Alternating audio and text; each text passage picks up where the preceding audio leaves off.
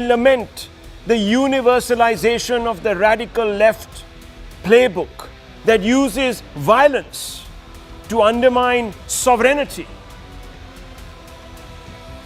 We've seen these scenes when pockets in India in 2020 erupted over the CA-NRC legislation. But that's a totally different debate, viewers, for another time. For now, with a sense of vindication and not, viewers, mean-spirited triumphalism, let's watch as the so-called beacon of democracy finds itself in the throes of chaos.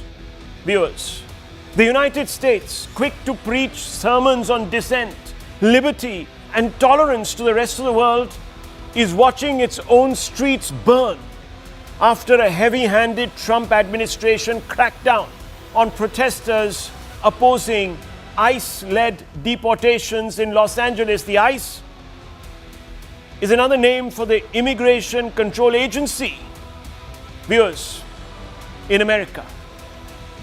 Tear gas, batons, armed agents. Why?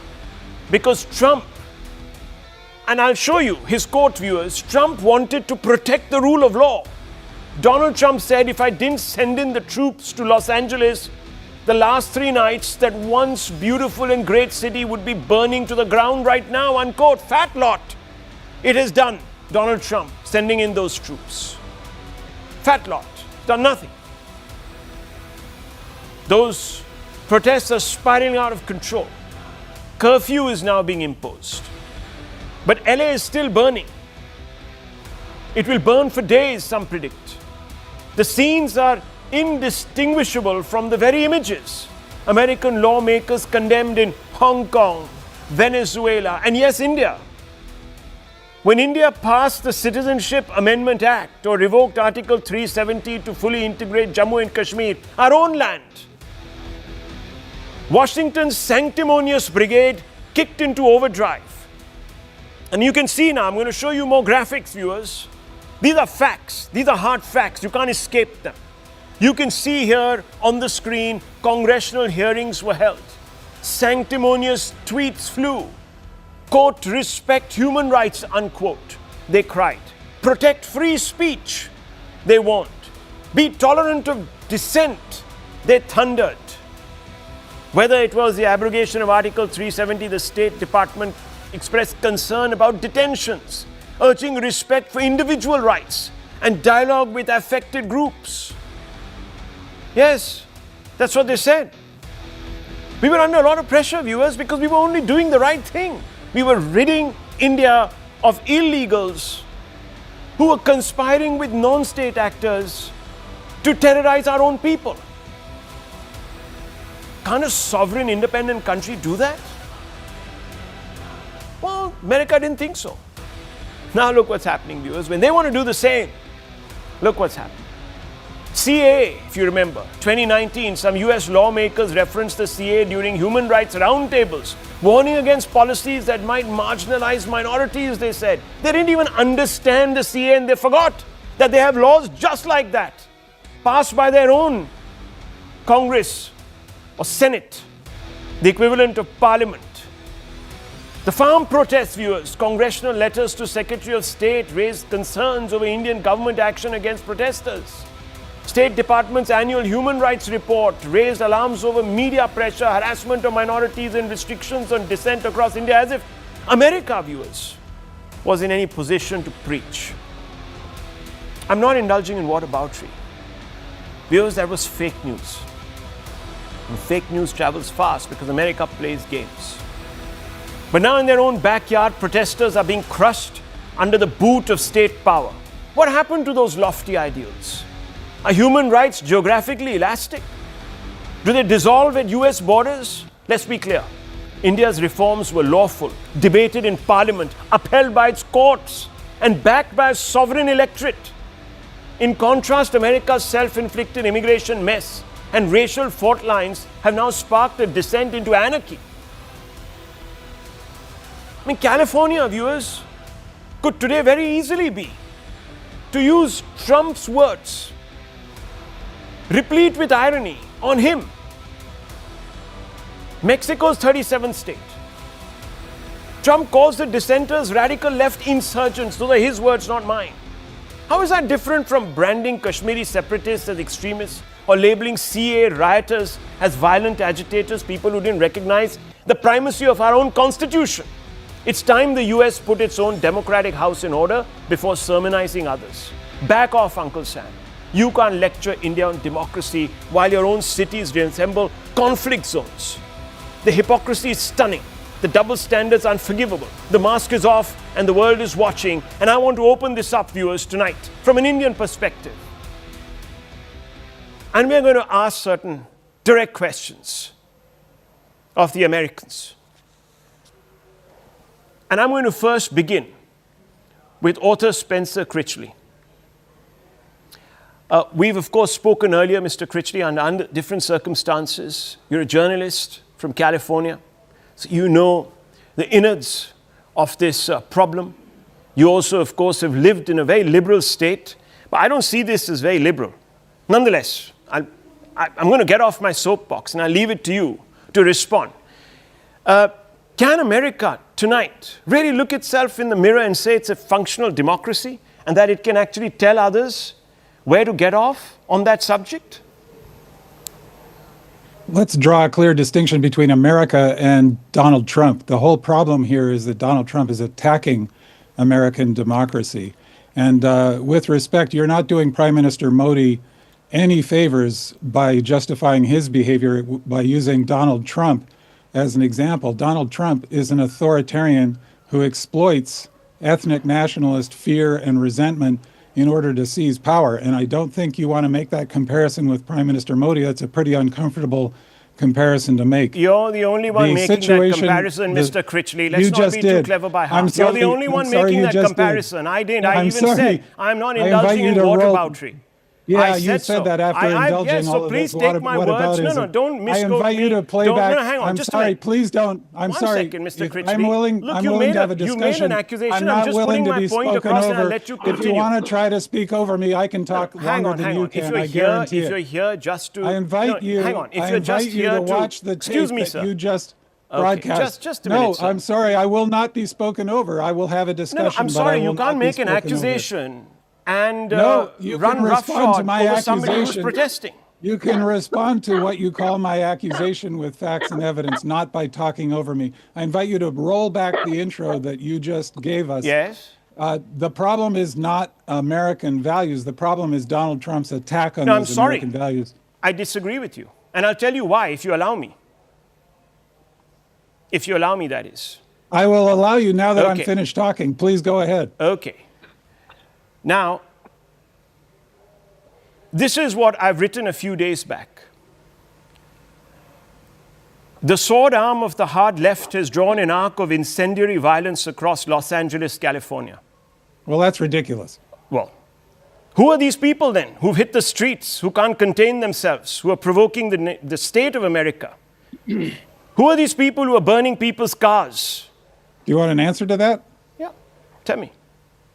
That's a minority of criminals and self-styled anarchists who love to show up at events like this, especially if you provoke them. If you actually look beyond the inflammatory images carefully cherry-picked to show it, making it look as if Los Angeles is burning, as you said, which is not true, you will see that by far the majority of the protesters have been nonviolent. The ones who are committing violence are sabotaging the cause they claim to stand for. And as the mayor of Los Angeles, all the local authorities up to the governor of California have said repeatedly, anybody who breaks the law, especially if they commit violence, including especially violence against law enforcement officers, are going to be prosecuted, and they are being prosecuted. Hundreds have been arrested already, but those hundreds are a small number of the many, many thousands who have come out to protest peacefully, to stand up for America's values, which are the values of democracy, not the values of authoritarianism, which exploits ethnic nationalist hatred. Mr. Critchley is being very selective, viewers. He describes this as a very small minority. It's exactly that very small minority that came out onto the streets of India, viewers, not once, not twice, but 3 times in quick succession over 3 different issues, and did exactly what these anarchists are doing. And let me tell you, viewers, we saw anarchy in America a few years ago when Trump lost an election. At that time, another bunch of misconceived individuals overran the Senate. And we were told the entire MAGA movement was actually hooligans. The entire MAGA movement. So they painted the entire movement in one color. I'm not a supporter of the MAGA movement. I don't support any of the... Excuse me, let me finish, sir. I haven't finished. I haven't asked you a question. I'm making a statement. We're not getting into a... You're making an untrue statement. Well, that was what was said. That they're all insurrectionists. They're all off their heads. Well, see, now, viewers, this is what I'm saying. When you talk in rhetorical terms, this is where the problem is. You can generalize pretty much anything. And that's what I was trying to bring out here. But anyway, I'm not going to dominate this. We've heard Mr. Critchley. He's saying that, look, you can't at any level melt the boundaries between the remit of Trump's office and the American people and the American state in general. That's what he's saying. Let's not blur the boundaries, he's saying. Does that hold true? Let me open this up. Between Trump, the person, and the American state. Okay. And Trump helped to organize the January 6th attacks on the Capitol. He clearly cares nothing. Well, we don't know who's organizing this sort of, I'm sorry to say, leftist intifada.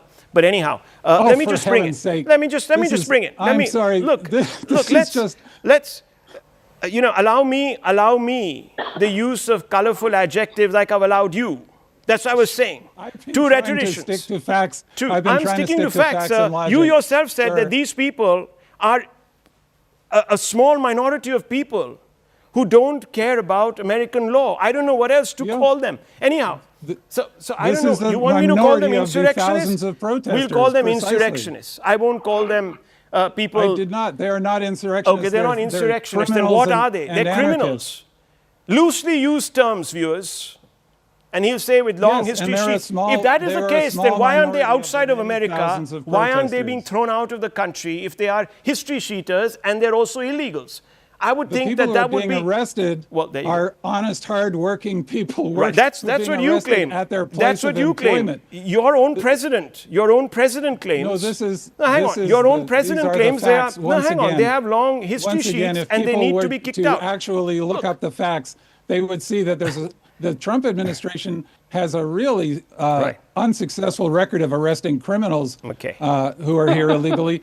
The great majority of the people they're arresting and deporting have no criminal record. In any case, viewers, when you elect a felon, what more can be said about the American people? Well, I agree with you there. There you go. I agree with you there. I mean, let's, as I said, I mean, come on. If you're going to elect a felon, viewers, that says very little, in my mind, about the way the Americans take their own democracy.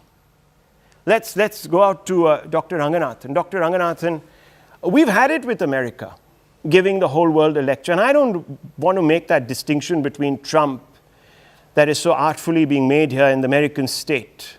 Just flip the coin. Go 4 years back or 3 years back, and Biden was saying pretty much the same thing. And under him, too, there was a lot of violence. Let's be honest. Good evening, Rahul, and good evening to my fellow panelists. I hope you give me a fraction of the time that you've given to the previous panelists. I think you gave him 7.5 minutes, which according to me, going by his rants, was 7.5 minutes too many.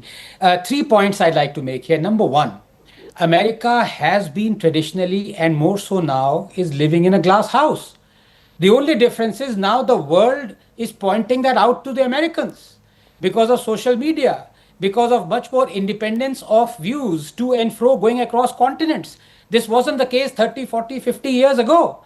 Now, the fact of the matter is that the previous panelist very nicely and conveniently dissociated the president, almost saying, not my president, dissociating the problems in America right now with the problems that America have originated in America, offloading it to Donald Trump. The fact of the matter is it's not the case. Demography is destiny. 10% of California's current population is made up of illegal immigrants. A third of California's current population is migrants.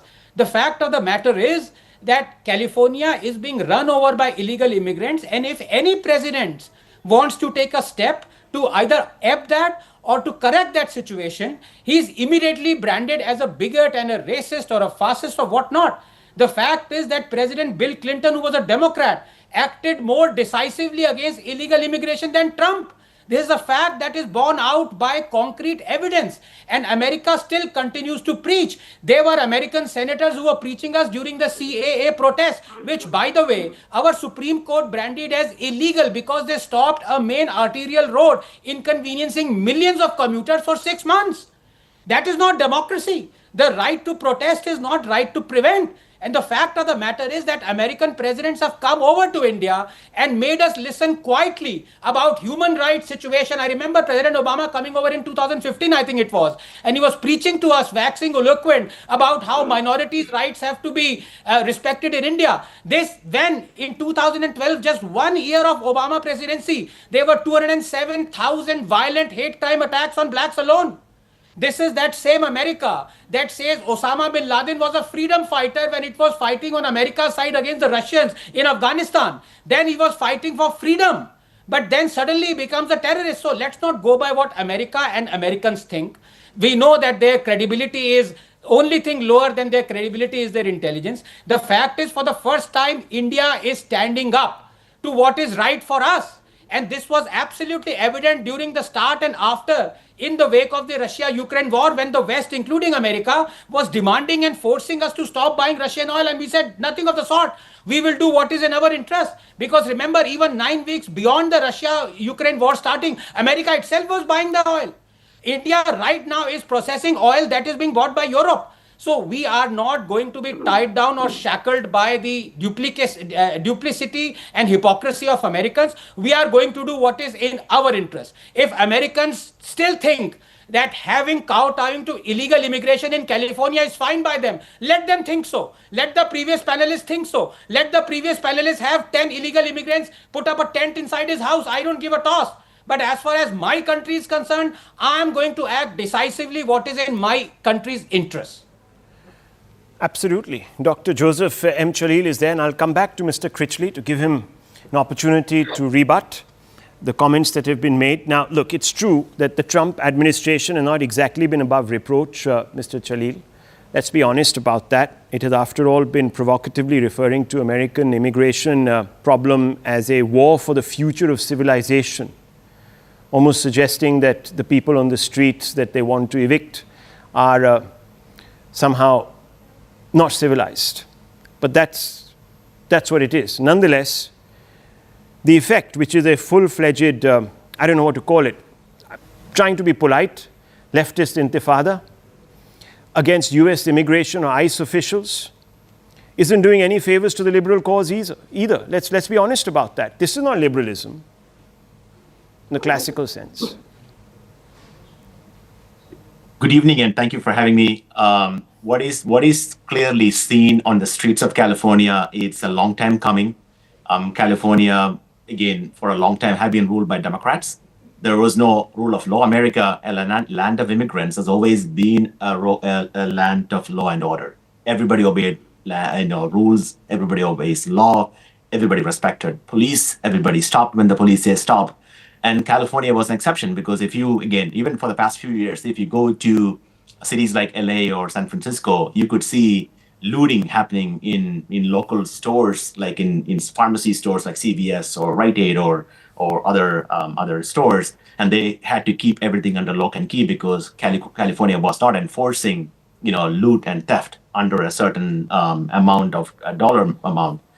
So it was about to come, and then there was a homeless problem where people were allowed to settle on the streets of California. Now what's happening is in the immigration, again, law, as you know, anybody, whether they are illegals, they are breaking the laws of the country, they are here illegally, and the ICE was planning to deport them. And if Trump hasn't acted in time, invoking Title 10 of the U.S. Code and to federalize the California National Guard, again, these are not American military, these are California National Guard soldiers, were activated, taken over by Trump, and sent to them to create peace. And my fellow No, but hang on. mentioned, Dr. Chalil, look, yes, you sent in the guard, but many people will say that's a violation of the spirit of federalism.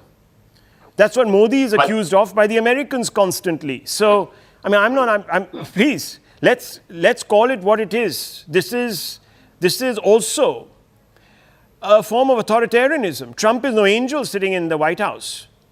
He may have an opinion on everything. He might think he's an angel. He might lie to the South African president. He might lie to the world about his prowess at broaching, ceasefires between antagonists. But no democracy is safe without law and order. No democracy is safe without the borders. So if you let no democracy exists without dissent either. So correct. So that's what I'm saying. But what I'm saying, Dr. Chalil, look, you might be somebody who agrees with Trump, but I have a real problem. No, not just me. The entire American. With the U.S. state under both Trump and Biden, both, even when Trump was in office. The last time around, the American State Department was lecturing India. I'm asking you, has America got to the point where it can no longer point a finger at others without 5 or 6 or 8 pointing back at it? That's the question I'm asking you. Who are you? I would agree that there was double standard in the past. In the past, India, it exists America even now. was. Would you admit that America has fallen off, has fallen off the map when it comes to being the torchbearer of democracy and freedom of expression? Admit it. Come on. But freedom of expression is not burning cars. Freedom of expression is not hurting police officers. Imagine, the protesters. I can see from the images on your screen that they are holding Mexican flags. No, they're Mr. holding Mexican flags and burning American flag. So imagine what happens if somebody you're allowed to burn the American flag, aren't you? I mean, that's the problem with the law. I mean, so if you are, then what's the problem? And Trump wants to change that. Trump wants to change it. Well, he wants to change it. That's a different matter. The law exists. It should be upheld. They should be allowed to burn the American flag. Burn it. And they are protesting on behalf of Mexico. Looks like they are holding Mexican flags. So what? So if people America are doing is it in land India, of the free. if the Pakistani viewers, this is where the flags are problem being is. flown, This is where the problem is. Today you have an individual who is backing Trump very selectively. He's saying Trump is upholding the law, but the law says that you can burn the American flag. So what's the problem? I don't understand. And the governor went to court, and the court declined to intervene. So it's showing that there was no emergency injunction on activating the National Guards. There's a hearing tomorrow. So even the most liberal courts in the country, in California, are siding with President Trump. Then tell me, Dr. Chalil, was it wrong of the Trump and the Biden administration to come in here and try to meddle in our internal affairs? Has India spoken about what is going on? I would agree with that. I would agree that America should be minding its own business and not interfering in other democracies. Well, I'll come to. But that is not the case here. I'll come to Mr. Critchley, and I hope that he will agree with you. But I want to open this up further. Sanju Verma is raising her hand. Ayer Mitra is there also. Sanju Verma, yes, you're the government you're the BJP spokesperson, national spokesperson of the BJP. There's an insinuation that is being made here that I drew a parallel between Modi and Trump. How do you see that? Do you believe I did? First and foremost, Rahul, being the national spokesperson of BJP, I will have to choose my words very carefully. True. And, as they say, discretion is the better part of valor. And I will choose to be discreet today, though that is not one of my strong suits. Let me just say this. Whether we like Trump or we don't like him, the fact of the matter remains that Trump coming back to power in 2024 is the greatest political comeback since Grover Cleveland. The fact is he won the popular vote, he won the electoral vote, he helped the Republicans secure a bigger majority in the House of Representatives, he helped the Republicans secure a brute majority in the Senate. That is all out in the public domain. Now on the other side, you have California's Gavin Newsom. He actually signed a law in October 2024, and at that time I was in the US. And I remember there was a huge outcry. He actually said that if anybody in California's local government seeks an identity proof from anyone who wishes to cast their vote, then that will be deemed as illegal. So basically, not only did Gavin Newsom advocate open borders, he made asking for voter identity proof as illegal, and rather than an illegal immigrant who should be arrested, he said that the federal or the state or the local government who asks for proof will be put behind bars.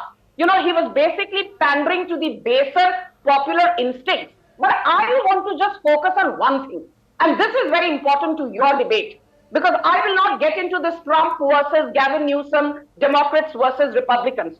The fact of the matter is that 20% of Indian Americans live in California at about 9.25 lakh odd. But, only 56,000 people, as in 56,000 Indians live in Los Angeles. They make up for only 1.2% of the population. Whereas, Rahul, more than 500,000 are Muslims. And they are Muslim immigrants. And I'm not going to hold back my punches. And, that should tell you a story. It is not Indians who are out on the streets. It is not just another random immigrant who's out on the streets, burning cars, looting, vandalizing, attacking policemen. It is radicalized Islamist immigrants who are at more than 500,000 in Los Angeles alone. Just look at this. The white population in Los Angeles is 37.3%, black at 8.5%, American Indian 1.2%, Asians, excluding Indians, 12%, and the rest are Muslim immigrants. So I always say, you look at Birmingham, you look at Leeds, you look at large parts of suburban United Kingdom, you look at Sweden, you look at Denmark. It is radical Islamist immigrants who are wreaking havoc, and that is the issue. I don't want to color one particular community by religion and single them out for blame. That's your prerogative. I'm not going there with this. I'm only looking at a very simple and straightforward binary. Can America today lecture the world, Mr. Iyer Mitra, on the basis of what we're seeing? Look, America's going to lecture the world irrespective. That really doesn't matter, you see. The question, of course, is why when we lecture other people, they don't take umbrage to it. Why do we take umbrage to what every Tom, Dick or Harry anywhere in the world? I don't care if it's America, if it's Liechtenstein, if it's the Vatican says about India, number one. Number two, remember, Los Angeles has a storied history of riots. There were the 1992 riots, when the Rodney King lynching, whatever it was, happened in those days. You've had riots through Donald Trump's first term. Remember the Black Lives Matter riots, essentially to protect criminals. You've also had the left, Democrats specifically, essentially support the lots of riots through negation. They were invited, for example, to condemn the vandalization of Teslas and things like that a few weeks back. I suspect for the last 2 weeks and for the coming few months, Elon Musk is going to be a great Democratic hero ever since he fell out with Trump. But till then, none of the Democrats, Pramila Jayapal was asked very pointedly if she condemns the vandalization of Teslas. She refused to do that. So, this is part and parcel of America. It is part and parcel of left-wing politics throughout the world. The American guest is quite right when he says it's a small fraction. The issue is all riots are carried out by a small fraction. There are no riots that are not carried out by a small fraction. And yet, when it politically suits somebody, the left or the right, the actions of the small fraction are immediately blamed on everybody else. True. Now, you remember what Mohandas Karamchand Gandhi did during the Chauri Chaura riots when the police station was burnt down in some 1932 or 1926, I forget when. Yeah, he called off the entire independence movement at that time because he took moral responsibility for it, right?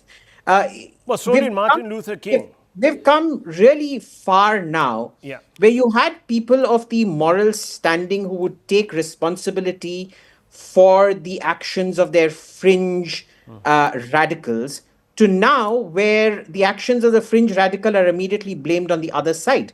look, you're responsible for your own actions. Who's rioting today on the streets of LA? I think people have forgotten in 1992, the National Guard again had to be called out with Humvees, machine guns on Humvees and things like that. This is not new. You remember, Rahul, how the Black Lives riots mattered. The people most affected in it were their own people, and the same logic that you heard was the Pakistan logic. Oh, Pakistan's the biggest victim of terrorism, so we couldn't have done it. Right? So this is a standard left-wing textbook.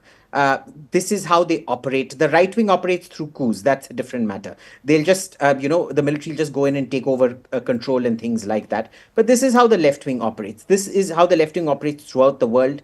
One template fits all. There's nothing you can do about it. And so let me ask you then. Realize the most iconic.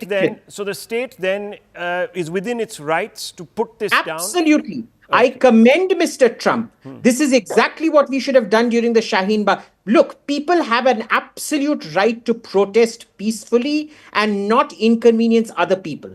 Your right ends where my nose begins. The moment you start inconveniencing people, the use of lethal force proportionately is absolutely justified. What Trump has done is very good. I salute him for it.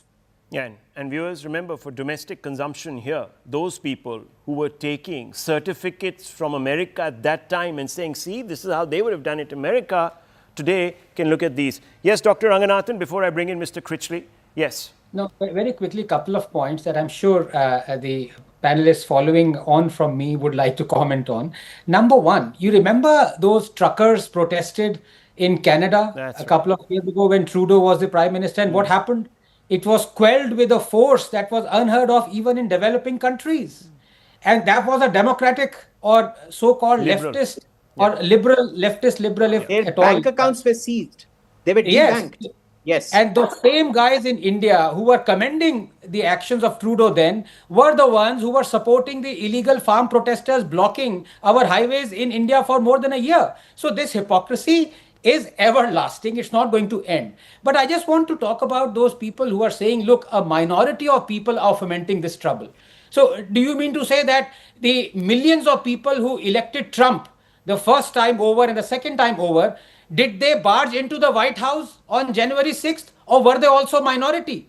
Because there must have been millions, judging by the way you blamed every right-winger for the insurrection. That's right. That's exactly what I was saying. That's exactly, you see, it's all elastic. But let me ask you, see, what has ended, Dr. Ranganathan, to be honest, and Mr. Iyer Mitra, is America's moral authority. Am I actually going to get a chance to respond at some point here? I'm coming to you. I'm asking you the question. What has ended, just a quick one to Dr. Ranganathan, what has ended is America's moral authority. That's what I believe. It's burning there on the streets of LA. So let me ask you, and let me rephrase it, Mr. Critchley. Let me rephrase that. Can the USA credibly project its values on the rest of the world? We don't want this. Is this a question for me? Yes, sir. Yeah, look, first of all, I want to express my shock, frankly, at the comments from the BJP spokesperson. And if this is a spokesperson for the BJP, I don't need your certificates. Please keep your certificates to yourself. I'm amazed to think that the BJP. Okay. Do not get personal with me. This is no, essentially. I will not allow anybody to get personal with me. I'm sorry, ma'am. One I second. think I've shown. I will not be spoken over. I'm sorry. I can talk all day if you need me to. One second. You can respond to him. Let him finish. You can respond. Hang on. Now you said a lot. So let him finish his point. No, that's fine. So, you can say that. You can say that once. I'll come back to you. We are not running away from this debate. This is going to be. No, because it's already a trenchant debate. So let's just give him his time, and please, I'll give you yours to respond. Yes, Mr. Critchley. So I think there's some wide agreement here that Donald Trump's behavior, in my opinion, is terrible, and I think many of the other panelists would agree that it's at least problematic from time to time. And I think they would agree that if the United States claims to, we all agree that if the United States claims to stand for democracy, we have to take a hard look in the mirror if we'll do things like elect somebody like Donald Trump and countenance this kind of behavior by him. The commonality, I think, here, not just between the United States and India, but across much of the liberal democratic world, is that people are abandoning the principles of liberal democracy. And again, America has to wrestle with its own role in this and turning towards authoritarianism. And authoritarianism in almost every case is fueled by the exploitation of ethnic nationalist hatred. So to have a statement from your ruling party's spokesperson that the problem that we're seeing in Los Angeles is somehow caused by Muslims and that it's Muslim extremists doing this just strikes me as rank bigotry and extremely irresponsible. And to follow it up with a series of statistics that highlight the white population in Los Angeles, which is a minority, is also an example of exactly the sort of thing that I would hope India would be ashamed of, the same way I am ashamed of Donald Trump and his exploitation of exactly the same false equivalence, but nonetheless, yes. Now, let her I respond. think that the match, there's also, it lines up very well. There was reference to Russia as well. This lines up with Putin as well. Now, I agree that America has had a history of tending to lecture other nations, and often, it's been too easy to point to our own failings, whether it's in civil rights or elsewhere. I mean, you're a country preceding Trump that didn't allow black or, African Americans, which was the polite term you invented about 30 years too late, or 40 years too late, or 50 years too late, or 60 years too late. You didn't allow them in the same bus as the whites. It was 100 years too late after the Civil War. Whatever. But the point is, so one of the strengths of the United States is that we can still be self-critical. The point is, viewers, I'm sorry, sir. I'm really sorry. There are no strengths. You go and ask the African Americans even today, and you will see how the Constitution, the laws of America, are actually weighted against them. You know this, Mr. Critchley. This is why that hasn't changed. That hasn't changed, despite America being this so-called liberal bastion of democracy for, at least in the modern era, 100 years, viewers. May I please come in? Anyhow. This is unfair. Yes. I have been waiting for I do want to make a second point here. Yeah, okay. No, you cannot have a free round. Okay, let her come in. Let her come in before you go to the second point. Let her come. This is unfair. I refuse to be a part of this debate. Sanju Verma, make your point, and Thank you. I'll bring him back in. Yes. Let me make one thing very clear. Yeah. Spencer Critchley is the man who was saying Kamala Harris is the next thing after brown bread, and Americans should vote for her. Today, Mr. Critchley has a nice big fat omelette on his face. And let me tell you, you keep talking about your chemistry professor, Kenneth Clegg, who passed away last year. He was from Brown University. And you say that, I hold Kenneth Clegg very dear. So let me tell you that Kenneth Clegg is on record saying that radical Islam is one of the biggest problems in modern world. And let me tell you one more thing. You might disagree with Sanju Verma, the BJP's national spokesperson, but let me tell you what the United Nations said. The United Nations is on record saying that 9 out of the top terror organizations in the world have a radical Islamist DNA, from Al-Qaeda to ISIS to Boko Haram to Hizbul Mujahideen to Hezbollah to Jamaat-ud-Dawa to Jaish-e-Mohammed. So, Mr. Critchley, you are putting to shame your idol, Mr. Kenneth Clegg. Now, are you going to say that Mr. Kenneth Clegg was wrong? Your chemistry professor, who you idolize, who said that radicalization and radical Islam and immigrants pose a threat to modern America? That is what Kenneth Clegg said. Now you tell me, you disagree with him?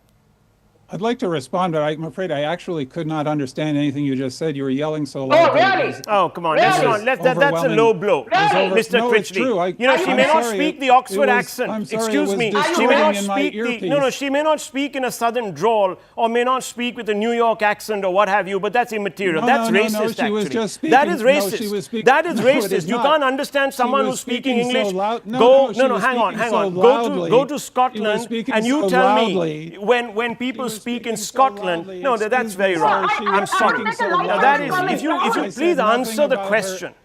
Rahul, I said nothing about her accent. I said she was yelling. People can yell in any country in the world. And it is hard to understand. Let him respond. Let him respond on the Clegg point. If you yell so loudly, you overwhelm the audio system. You cannot be understood. It has nothing to do with an accent. The other point I want to make is straw man arguments. If you depict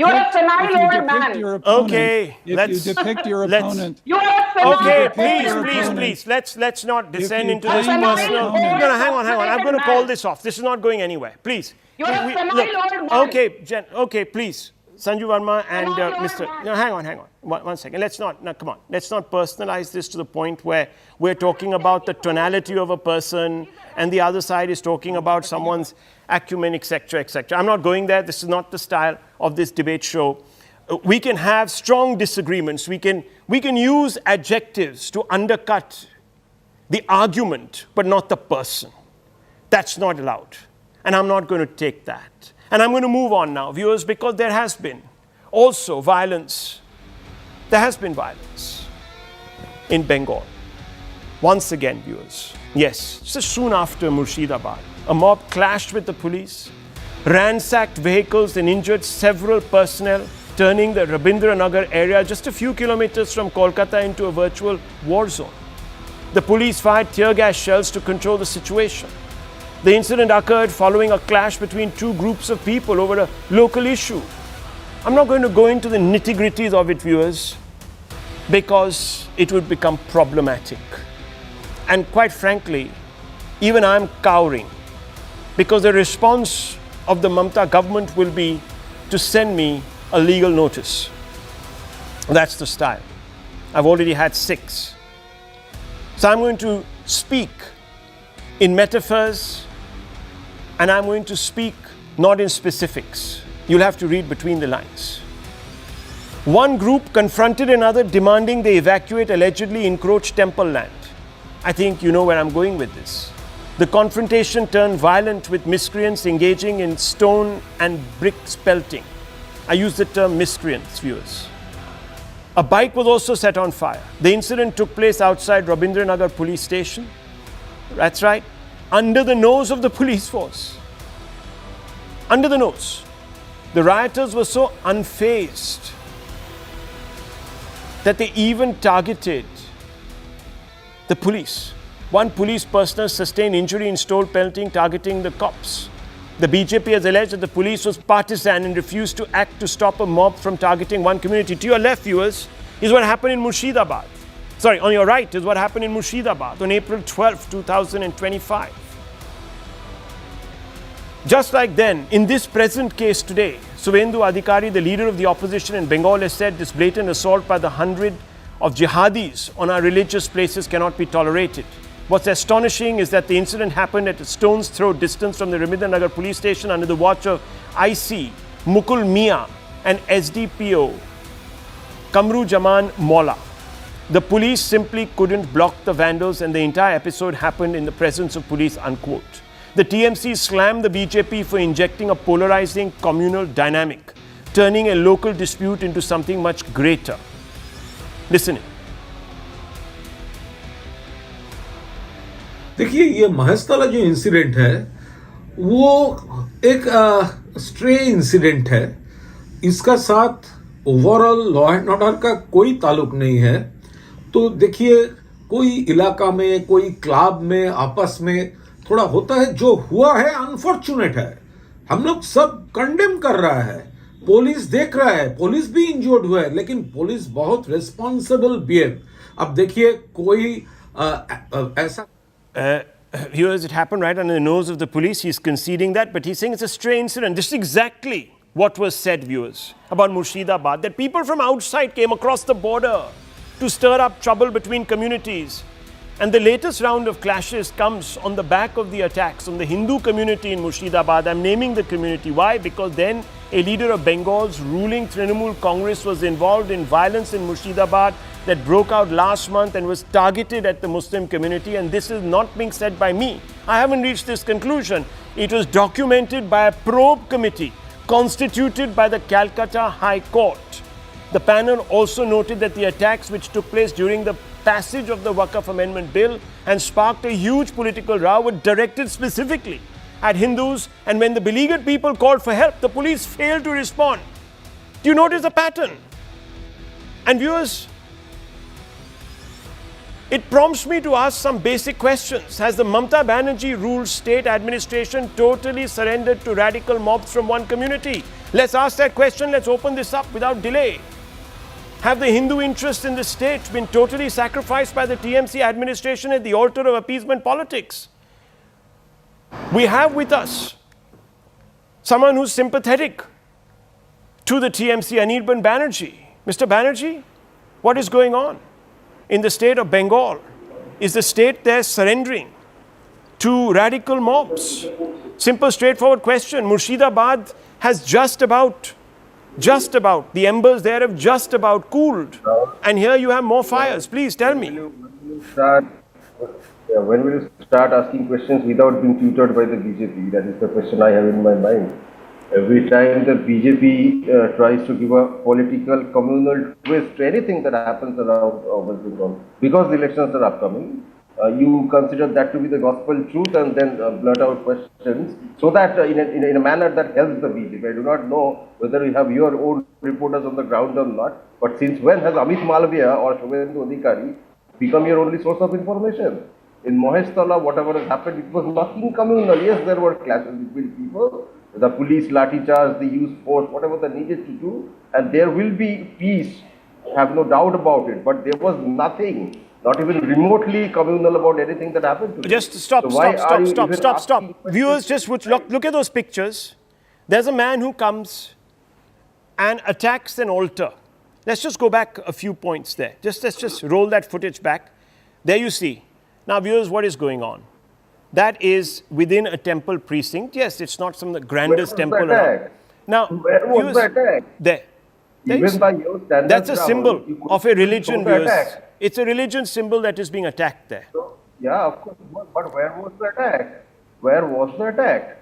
At least try to manipulate the video so that it can establish your lies. The Try person harder. is trying to, he was just about stopped in time. He was trying to knock off a clearly, This is becoming a clearly revered plant of its pedestal. What do you think is happening? That's a desecration. I mean, come on. Are we blind here, viewers? As a propagandist, you got to There you have it, viewers. Rahul. I'm asking you a question. I'm not. At least manipulate the video. I'm manipulating the video. Manipulating videos is nothing new, I guess. Rahul, No, I am telling Wow. you, manipulate the video. Viewers, so that it this can is play exactly yourself what better. Mamata Banerjee So that is said. not She something blamed new. Bangladeshi Muslims. She said there were not even people there who attacked the Hindus in Murshidabad. It took an independent inquiry committee formed by the Calcutta High Court to come out and present the truth, which was that it was her party people. Anyway, I'm just going to open this up. go through the Sanju report. Verma, quick respond. Go through that report. Oh, yes, sir, please. Don't take us for pages fools. was the Yes, Sanju Verma and Dr. You Ranganath. haven't even gone through the report. Okay. It was 13 Rahul, would you like me to speak in an Oxford accent? Oh, well, yes. Why not? Okay. Try it on him. Okay, but I think we are having a serious discussion, so I would stick to my original accent, if you will. Yes. It's okay. Now let me, I think your audience will get the drift, though some of the panelists who've joined us won't, Mr. Ranganathan will. But I have this to say, Rahul. Law and order is a state subject under the 7th schedule of the Indian Constitution. What I find amusing, I'm not baffled anymore, I'm not surprised anymore.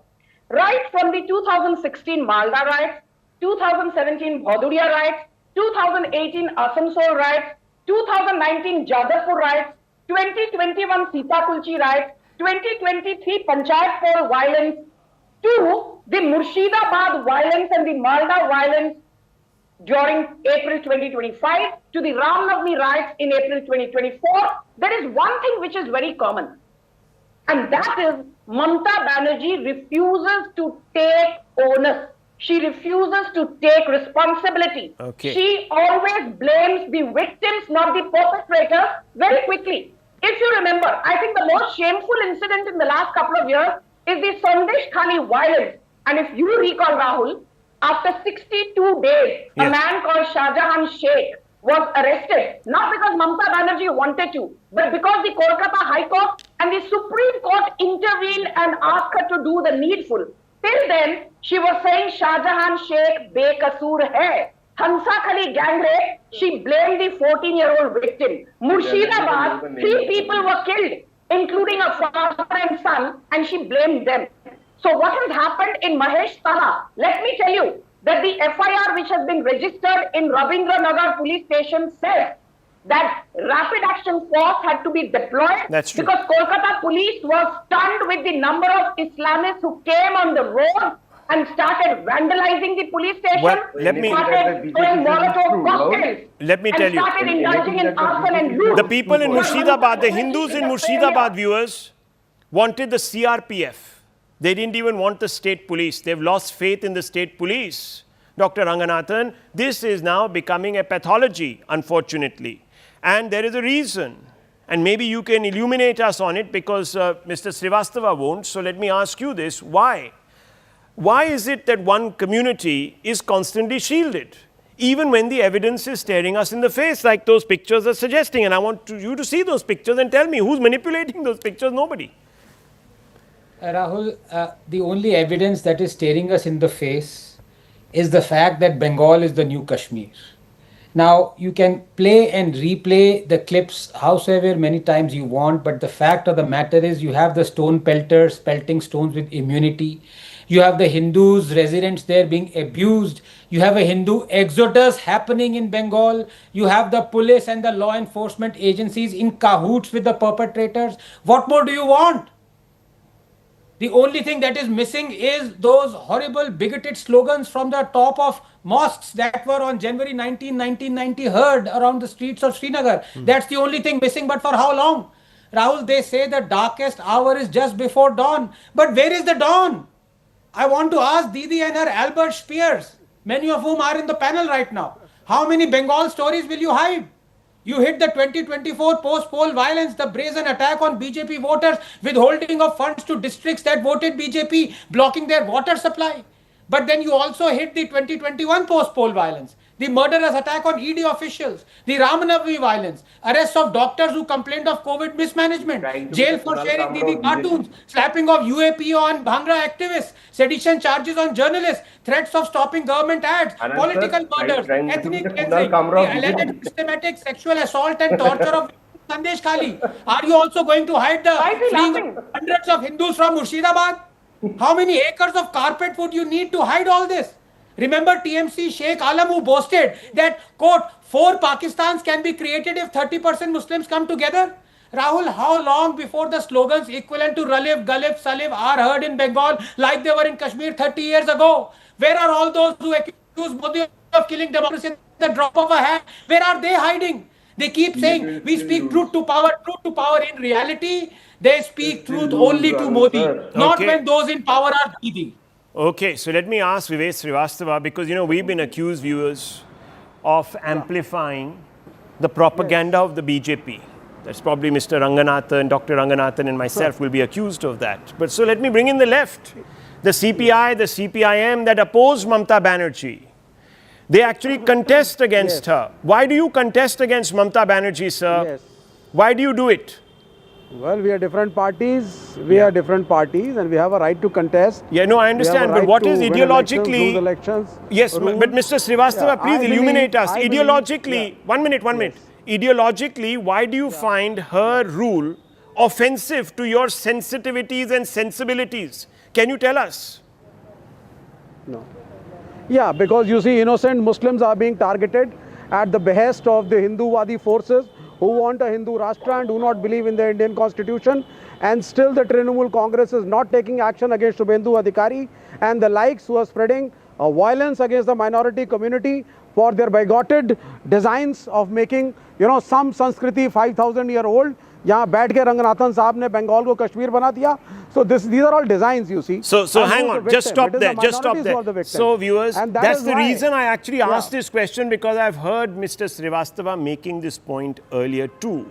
Yeah. And therefore, I will now say that if there is so much pressure on poor Mamta Banerjee for not being compassionate enough with the Muslim community, how do you think she's going to react to correct that impression? No, she should arrest. No, one second. Dr. Ranganathan, how do you think she's going to react? She's going to react by overcompensation. That is what you're seeing. That's the point that we're making. Rahul, she is on record saying that if you get milk from a cow, you have to withstand its kicks. Am I wrong?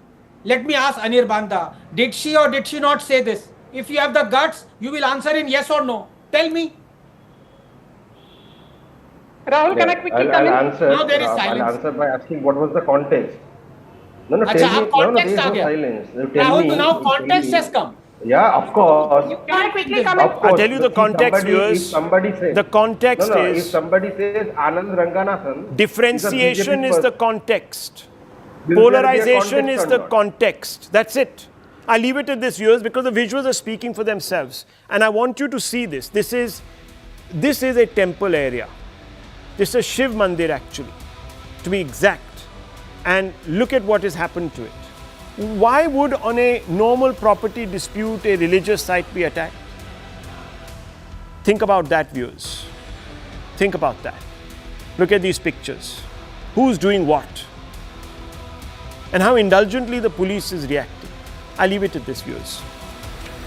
The Vantage coming up with Palki Sharma.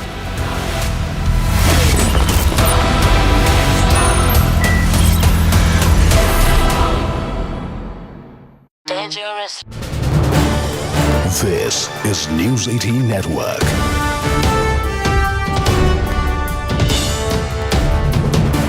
India's largest news network.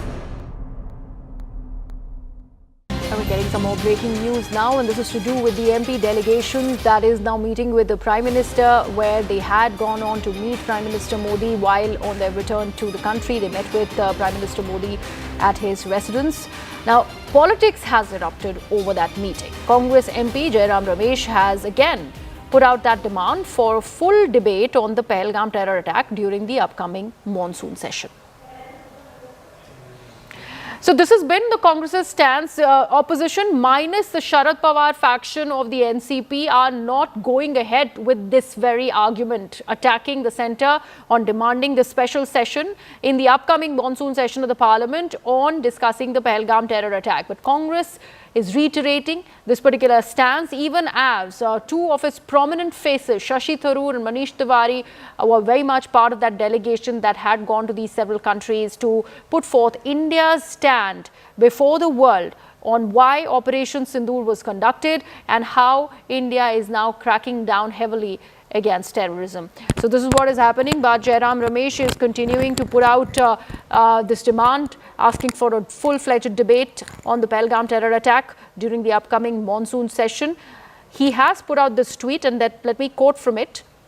He says, now that the Prime Minister himself met with the members of 7 parliamentary delegations that had been sent to 32 countries, will he at least now chair a meeting or set of meetings of leaders of all political parties and take them into confidence on India's future strategy vis-a-vis both China and Pakistan, and the strategic implications of the Chief of Defence Staff's revelations in Singapore. So this is what now Congress is pivoting as far as its line of attack really is concerned against Prime Minister Narendra Modi and the government at the centre. My colleague Pallavi Ghosh is with us. Pallavi, how many takers as far as opposition is concerned on this recent tweet of Jairam Ramesh? Because we do know how two of the prominent faces of the Congress were present. They were part of those delegations that were sent out.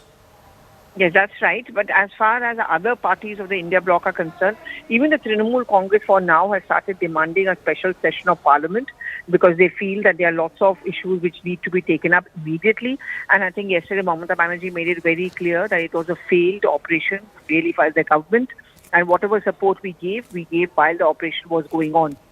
But having said that, one, the Congress has not been very comfortable with the idea of the delegation right from the word go, from the choice of people like Manish Tiwari and Shashi Tharoor, and to dismissing of it as a PR exercise. But they have been having one long-standing demand is one, be an immediate special session of Parliament, or there should be a closed-door all-party meeting in which the Prime Minister should be present there, where many questions which need to be asked, not just about Pakistan, but about China as well, and of course the alleged mediation by the American government. Right, Pallavi, thank you so much for all of those details. Let's take a look at more reactions coming in. He certainly was very, very pleasant to all of us. I think he saw this as an opportunity to thank the delegations for their service. And he was very pleasant. He spent more than an hour with all of us, an hour and a quarter. He walked around the lawn to different tables, talking to different groups of people. We all sort of chatted with him in a very informal way.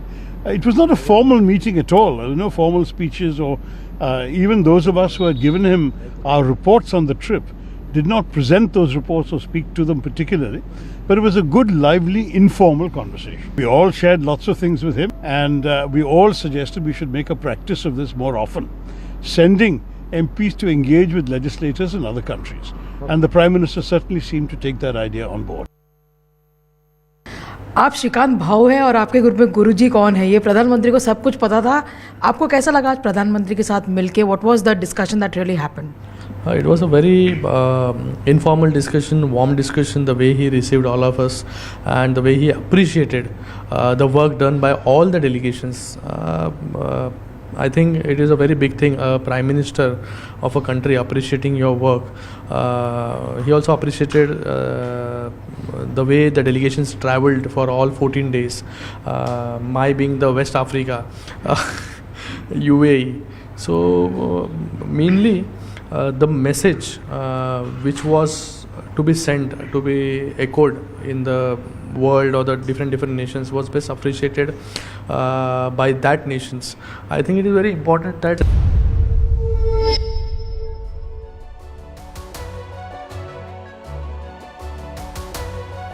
Hello, Namaskar. This is First Post and you're watching Vantage with me, Palki Sharma.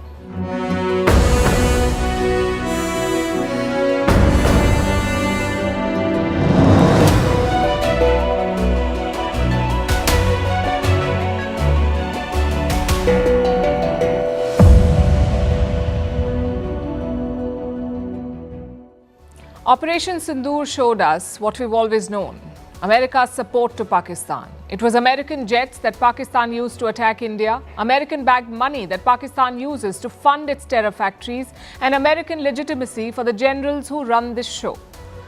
If you need more proof, you will see it later this week. The US has invited Pakistan's army chief for its Military Day parade, which also happens to be Donald Trump's birthday.